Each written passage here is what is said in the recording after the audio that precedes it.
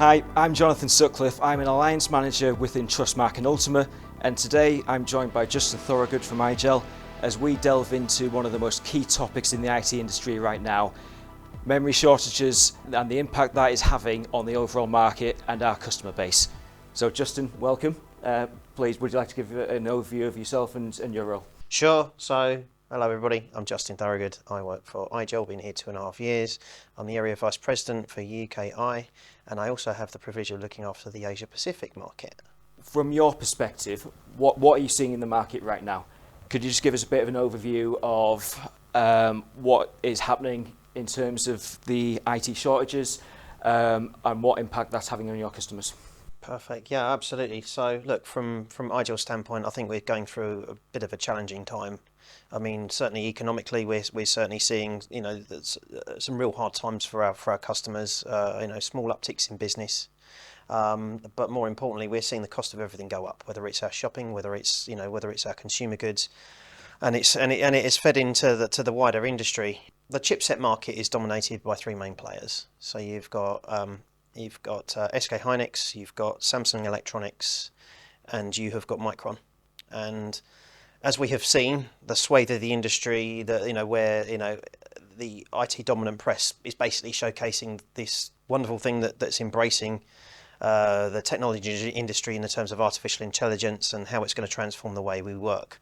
Unfortunately, it's transforming the way we work in ways that we hadn't planned for, and that's this chipset shortage. So what we're seeing and I'm seeing this kind of firsthand, I've spent a lot of time in the Asia market the last few weeks, is that that the order books of those three manufacturers are now pretty much 18 months out, and they've been prioritizing AI infrastructure predominantly. So we're seeing the likes of Microsoft, like Alphabet, like AWS, making huge capital investments in building out this AI infrastructure, whether it's LLM related or AI agent related.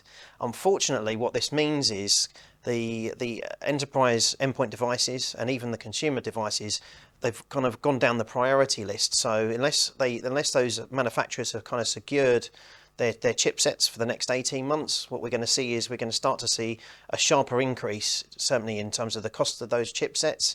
Therein lies your problem, in the fact it's both desktop devices, it's going to be your phones, your laptops, all unfortunately going to need to increase in price, and that also then has a knock-on impact in terms of what's available and the lead times that then are as a result of that increased demand. Yep, we're seeing that a lot at the moment. So we work with the majority of the major hardware vendors, and we have seen a huge increase in customers coming to us for support around it. So essentially, the vendors have significantly reduced the length of their quoting periods. So previously, a quote would be held for about 4 weeks. It's gone down to 2 at the moment, and it's incredibly fluid. So we're seeing our customers come to us essentially because they are in a very difficult position, and they need our support in terms of how can you help us get the best offerings from vendors, but also how can you support us optimizing our environment. So in the event that we don't have the budget available to meet these rises, how can you support us optimize our current estate so essentially we can ride this? Yeah, but don't you find it's kind of an issue of budget?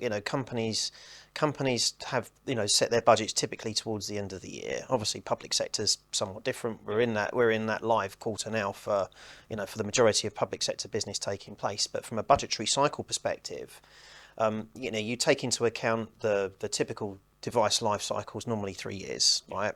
If you can extend that, brilliant. Tell us a way to do it, but the normal cycle, this has been going on now for 3 decades, is kind of that 3-year cycle. Customer kind of writes off those assets, and what they do is they look at last price paid, and they'll take into account inflation, maybe put a little bit on top, and that's kind of like the budget for that device refresh. Unfortunately, this breaks the algorithm. That typical behavior now where they have budgeted, suddenly the devices are not available. That they had specified for, but also the increase of the devices that are available meant that budget is no longer fit for purpose. And that puts them in a very difficult situation. Do they pull budgets from elsewhere? Is there discretionary budgets available? Or they come to you asking for help? Maybe, puts them into a difficult position where they may need to look at switching vendors to then find out the same challenges occur. Absolutely. And it'll be very interesting to see what happens later on in the year, because ultimately, if an organisation's having to bring budget forward from later on in the year, how is that going to impact projects towards the back end of the year? And from a public sector perspective, we know that their budgets are very tight right now. So again, what impact will that have on frontline services? And it's really a topic that is front of mind for a lot of our IT managers and up to C-level as well. Yeah, so unexpected budgetary changes, unfortunately, are a consequence of an industry created problem. Yeah. But yeah, I mean, what do you do in that spot? It's if you can find a way potentially to defer that spend, to enable them to kind of ride out this AI and this whole chipset wave. That's kind of where we have managed to find ourselves in the more fortunate position where potentially we can defer that spend for a period of time. Notwithstanding the fact that I again did a great job kind of last year working alongside those customers and looking to make the move from Windows 10 to Windows 11. There are still a lot of customers that press the pause button on that. They've looked to kind of this coming year, and of course October timeframe now is when those devices are then up for renewal again. Do they extend to get the security updates? They may have pressed the pause button because they didn't then have the budget for the endpoints. We've now created a stormy situation for those customers. Not only do they now have the budget that they would have paid, but they're now looking at a sharp potential increase in that spend. What do customers do in that situation? And that's I guess the problem that you guys are looking to solve here at Trustmarque Ultima. Yeah, absolutely. And from a IGEL perspective, can you please just talk me through what your strategy is around to support customers with these challenging times? Okay, so this for us is a really kind of typical use case. We weren't expecting it to be as en masse as it is, and like I said, this is an industry created problem. Normally we're in the situation where customers, especially in the public sector and healthcare, those budgets have been stretched. In some cases, budgets have been reduced. So it's a where can you help us either defer spend or not spend at all. And where IGEL has got involved with customers has been those much more difficult conversations at the beginning. It's like, well, we can't afford to refresh 2,000, 3,000, 4,000 devices. We just can't do it. You couple that with potentially some sustainability goals that may be in there as well, and we'll come back to that. Yeah. But if we can operate as we do today, accessing the environments and applications that we use on a day-to-day basis, and you can provide us with an alternative where we can continue to utilize the existing devices we have, potentially even free up devices that may have been sat in a cupboard because they're perceived as not being fit for purpose for daily use. We kind of create an environment where we can come to the table and we can showcase exactly how the IGEL technology works.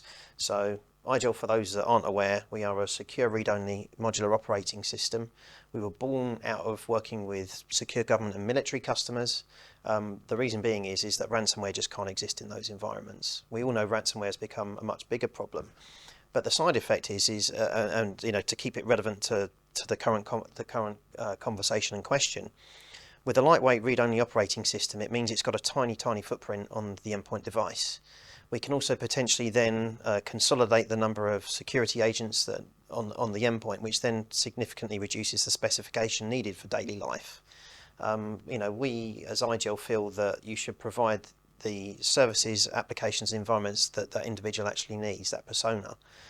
With Windows, you have a kind of a catch-all environment that's meant to be for, everybody from 3D designers down to doctors, down to kind of like your office receptionist. It's a kind of a one-size-fits-all. We feel that an operating system should be delivering only what the individual needs.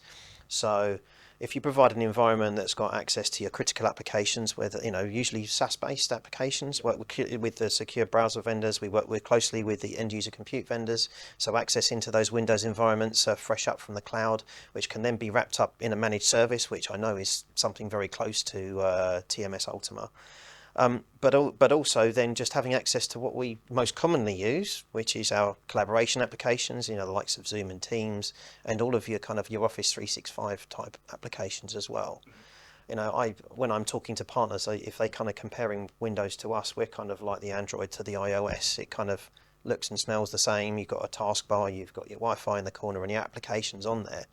And if, as a byproduct, we can extend the life of those devices from 3 to 5 years, that then gives the customer the opportunity to kind of press that pause button and not be, have this yawning gap between what they budgeted for and what they need to pay. So the knock-on effect is they still get to utilize those environments that they put into the cloud. If they're moving in the Microsoft direction with the likes of Azure Virtual Desktop, that's again immediately available, fully integrated into our operating system. And then we're able to actually provide a TCO report to kind of back up those cost savings, and also we can tell them exactly how much carbon they've saved as a result of moving to IGEL to kind of justify the investment that would be made into our technology. That's brilliant, and it's a really strong optimization story, and I think for a lot of our customers it will be really compelling. From our perspective, optimization and helping our customers optimize their environments is huge for us, and I think it's really important to point out that IGEL work closely with a lot of the device vendors as well. So it's not necessarily a case of them versus IGEL. It's very much a joined together story alongside the other vendors in the EUC space. In terms of what's going on in the market, this is expected to go on through to 2027. So from our perspective, customers really have two options. It's really start looking at this now, because the longer they leave this, realistically, the more challenging it's going to be. If we look at the research publications in the market, they're predicting this will go on through 2027. So if an organization isn't looking at optimizing this now, they could be facing major challenges later down the road.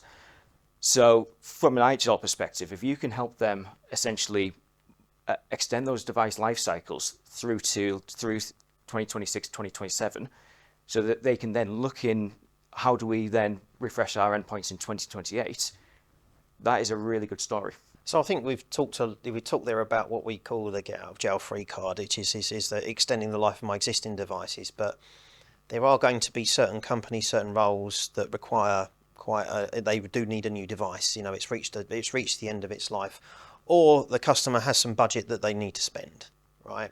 So as I said, with our operating system, because it is lightweight, what it means is it gives the customer a little bit more choice when it comes to the replacing of the device. So again, similar to what you're being told by the device manufacturers, so we have a close alignment with Lenovo, with HP, with LG. And where we're also helping customers is that rather than needing to go with the expensive i9, if they look at what devices are freely available on that shorter lead time, they can potentially go with a lower specification device, and it will work as well as as well as that i9 would work running full fat Windows. So I would certainly stress a level of urgency if they are looking to replace those devices. IGEL effectively gives them the ability to actually scope out a much wider specification of laptops, desktop devices, which I think at this moment in time is actually pretty important. And I think, if anything, this quarter for public sector is of the most critical importance, because they have those budgets in place, they know they need to replace. If they're looking at extended lead times, that potentially has a knock-on impact on projects that they want to launch, and as a byproduct may actually even mean they have to shelve those projects for the time being, and that's something as a country we can't afford to do. And from our perspective, one of the things we're working on with the public sector is essentially helping them manage the innovation pots. So in the event that they've got budget that needs spending by the end of March, which is public sector year end, if they're not looking to spend that money in the short term, we can help support them put that into an innovation pot where we can help them essentially invest in newer technologies.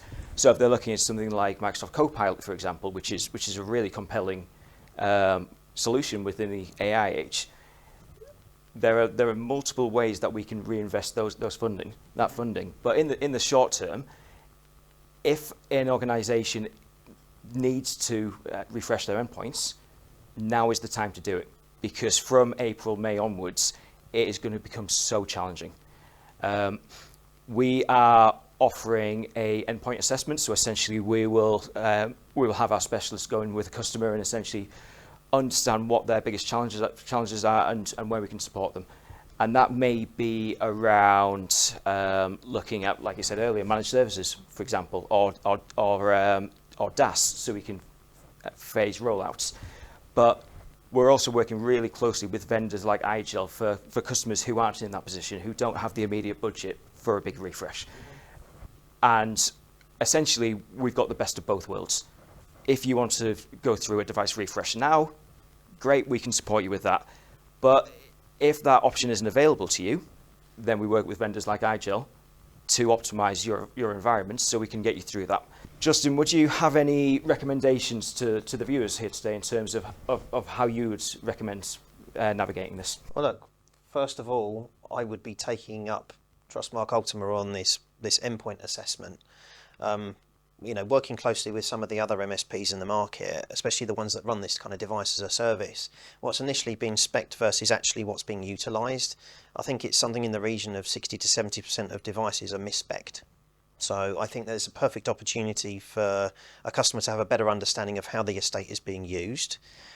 We work also very closely, and I know you do, with a number of the DEX providers. They're there to make sure that a reliable benchmark is set. So if someone is under spec'd, you're basically making sure that they've got a device which means that they can get on and do their job well. But there's other employees that maybe have a device that's way over spec'd. Does that need to be reprovisioned? And so, from my mind, I think that the reason that that's so important to take on that service is customers at the moment are scared about the amount of innovation that's going to happen across the next 3 to 4 years. We don't even know the world is going to look like. We're seeing, AI models kind of improving week on week. So the temptation would always be to go with, as high a spec as we can get, because we want to future-proof that endpoint estate. It's a significant investment. And so, having a safe pair of hands kind of monitoring that environment, I think is critical. I know it's something that's kind of very close to TMS Ultima's heart, is making sure that the customer's environment, it's fed and watered, it's kept up to date, and it's optimized. And, that's why we feel that we are a perfect vendor that sits within your solution stack, is because we're part and parcel of that last mile, that optimized endpoint, to make sure that we're delivering a good user experience. But the other element, and this is the bit that we haven't really talked about, and it is a little bit of the elephant in the room, is that we're seeing an incredible uptick in the amount of ransomware incidents that are happening, especially in a lot of the blue chip brands. They're the ones that make the front of the newspapers. But it is happening a lot in that mid-market, and we're talking about customers that can't afford to pay the ransom. Where IGEL has come from as a read-only modular operating system is that there is nothing to target. So when the ransomware organization tries to target that endpoint, they're looking for holes, they're looking for a way in. But if it's read-only, that means that there's nowhere for them to go. They're going to have to find other means to try and infiltrate. And with that in mind, if we effectively can ransomware proof the environment, reduce the number of security agents on the endpoint, there is actually a real positive in terms of budget potential creation as a result of that, consolidating the security side of things. And again, I know that's something that Trustmarque Ultima are looking to do, is to optimize the security landscape as well, consolidating the number of vendors and the amount of crossover that's happening. So that's where we can really offer help. Now, it isn't just restricted, and I think that this is incredibly relevant just for that part of the conversation, is we've introduced a new solution last year, which I know we're looking at quite closely, is our business continuity and disaster recovery solution. It actually sits alongside that Windows environment. So when a customer has said, look, we've gone Windows at the endpoint, we've done Windows 11, in the event that there is a ransomware incident of some description, and when it hits, it's quite devastating. They don't just target one endpoint. They'll get into the network, and then they'll effectively press a button, and all the endpoints then have please send Bitcoin to this address. The company can actually force a reboot of all the devices they can boot into IGEL and have access to critical services, so your email, your collaboration application, your Office 365 apps, and a secure browser, which we would recommend. That then gives the company the opportunity to work with the cybersecurity insurance provider to do the forensic work in order to kind of get that environment repaired and back up and running again. So kind of almost see it as like we are like an insurance policy for the customer if that event should happen again, because it can be devastating. I mean, we take a look at Jaguar Land Rover as an example. I mean, a lot of workers were offline for 2 months. It had a knock-on impact on the supply chain. The companies that provide the small widgets for the cars when the production line has stopped. So that we talk about how the government bailed out Jaguar Land Rover, but who was bailing out all of those small companies? Yep. Many of which probably went bust as a result of that ransomware attack. So there are other angles and other reasons why you should consider IGEL, but at the forefront of the challenge and the trend we're seeing now, this chip shortage, it is, can we be the plan B if the customer just can't find a way of reaching the budget necessary in order to do a complete refresh? Or if in the situation where they are doing a refresh, can we potentially give them more choice of the device availability? 100% we can, and that's a conversation that we would encourage, and we would like to sit behind that endpoint device assessment that you guys are doing. Well, it's a fantastic call to action for our customers. So any closing points in terms of what you'd like to tell our joint customers? Look, I just think from our side, the time is now. I mean, I think if you have a plan to do a device refresh, like the market is so unpredictable. Well, they're saying 2027, but the reality is they just don't know. AI isn't going anywhere. As I said, the huge capital investments that the hyperscalers are making, I mean, it's an eye-watering sum, to the point where it's impacted their share price because the shareholders are worried about how much is being spent on AI. Is it a bubble? I don't think it is. And I think if customers don't get their priorities right, they could be in for a shock. Completely agree. And I think our call to action essentially is, if you're not looking at this right now, then now is the time to start. Because the market is not going to improve. It's going to get a whole lot more difficult. So speak to your Trustmarque Ultima account manager. Let us help you identify how we can ensure that you are minimizing your risk from this. And if the opportunity to refresh your endpoints isn't available within the next couple of months, then we can introduce you to a vendor like IGEL, who can essentially help you optimize your environment, which is a really strong message for us. Well, I would say, look, don't just take our word for it. IDC released a recent report. It goes into some detail around what's going on in the global landscape, why this chip shortage is happening, where the money is being spent, and the knock-on impact on businesses. I'd highly recommend. I think we'll probably put it into the notes. I would also encourage you to there is a Canalys report around PC shipments. I know that's only available to partners that subscribe. I know you are one of them. They're seeing that a drop of between 5 to 10% in terms of PC shipments this year. The question is, why do you think that is? And I think the answer is very clearly, customers can't afford to refresh their devices, so they're having to look at ways in which they can optimize their existing environment. And I think that's a really positive message for IGEL. Again, if we can provide links to that report, I think that would probably be something that customers can ask your account reps for access to. Absolutely. Well, it's been brilliant having you here today, Justin. Thank you so much for taking the time out, and hopefully we'll see you again soon. Thank you very much.